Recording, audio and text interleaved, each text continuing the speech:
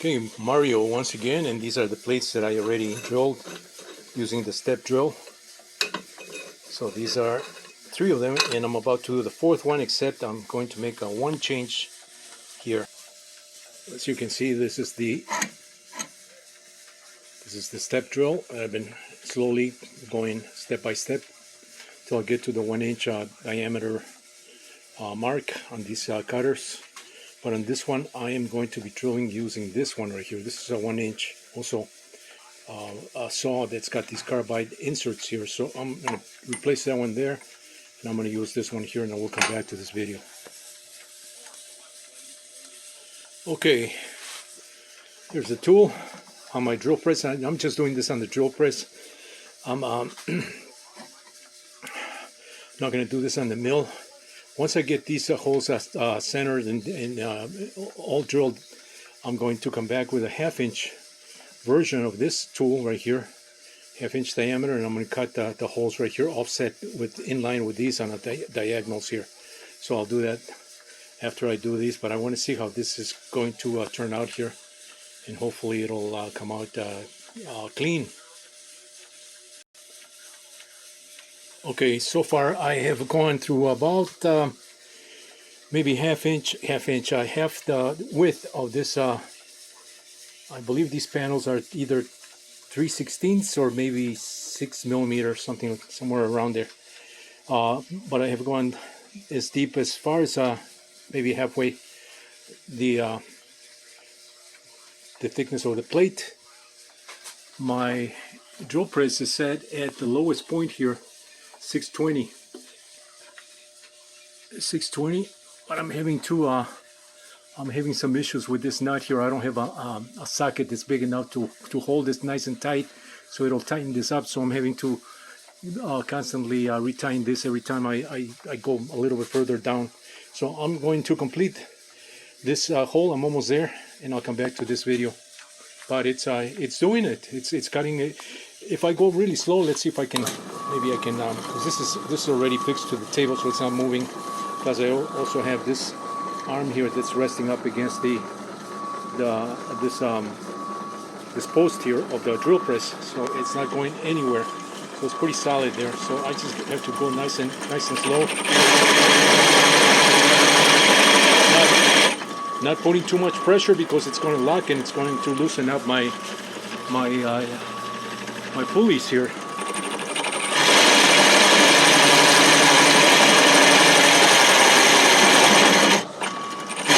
So I just loosened up the pulley. See that? I mean, I can hold this with my hand even. So the pulley's loose. So I'm going to retighten this and come back and refinish the way that I'm showing in this video.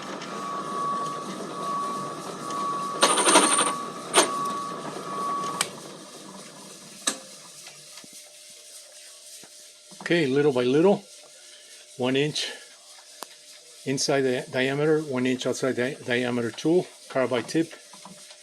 Let's see let's see how precise this cut is with the pipe that I'm going to use as my fixture to weld the weldable hubs here.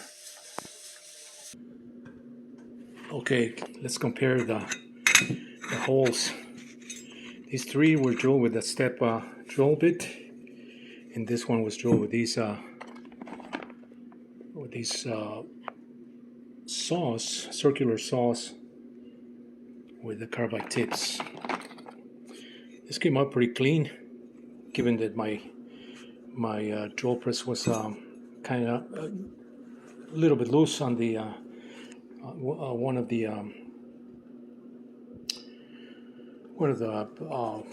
pulleys was loose on the shaft, so I had to tighten that. And finally, I took a metal and banged it on that nut to tighten it up, and that completed the hole here. So it's fairly clean.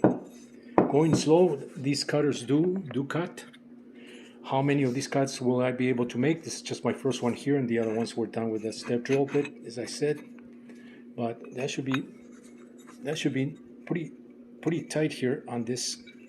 Yeah, these are also a little bit snug the way it should be, because these are 1 inch. That one's a little bit loose. This one's a little bit snug.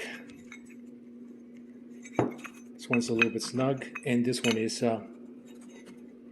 one's pretty precise there. I would say pretty snug. There's my my Delrin fixture, 1 inch outside diameter fixture here. So the ultimate test will be putting this on the go-kart shaft. So I'm going to do that right now. Okay, this is my Yerf Dog 3020 shaft, and I'm almost close to removing this this hub from the other side. I had to do both wheels, both sides, because I just could not get that out no matter what, even though that's been sitting a lot longer with oil, some lubricant to remove the rust, and no matter what I did, even using that 15-ton puller, it wasn't budging. So I'm just going to remove it the same way I did with this end here. So this is actually going to go right through there, and it's clearing the threading side, but it's a little bit tight on this side right here. So I'm going to have to come back and take my Dremel tool and or do it on the drill press and just come back and just kind of clean this hole a little bit more so that it fits a little more precise over the shaft here. But once that's there, it should be fine with the with this weldable hub that's going to go right there. So this will go right there. You know, it's got the key. It's got the key slot on the inside, and as well as the shaft. So that'll mate with that, with a key, 1/4-inch key. And so that'll go as far as that, because this does have a ring here that stops this from going any further. So this will probably be about right there, considering that this plate will be sitting right there as part of this hub. So that's fine, that goes in nicely. And these are my wheels that these are the wheels that actually I have 4 sets of wheels here. These tires are a little bit more worn out than these right here. These are nice, a little bit nicer. They have a little more tread into them. So that's gonna go right there with a hub like that. And unfortunately, as we can see, you know, those holes almost match these existing holes that come with these plates, almost. I might get away by just enlarging these holes, and I should check this out with my other. Yeah, I should check this out with my other plate, the one that has the larger holes, and see where I'm at with this. These all should be the same, given that these are all for golf carts. These wheels. Yeah, see, that's almost there. So I think I can get away by just enlarging these. That would save me a lot of cutting here. Just take the step drill and just make those larger. So I'm gonna go get the other one that's got the larger holes already and test it here. Okay, so here's the other one that I enlarged the existing holes with a step drill bit, and that would work. That would work. So I may do that. I may do that, or kind of debating on enlarging these with the existing holes, concentric with the existing holes, which are going to be offset anyway. But there's quite a bit of an opening here if I go that far for the bolts to clear, or just take these guys right here and just take that and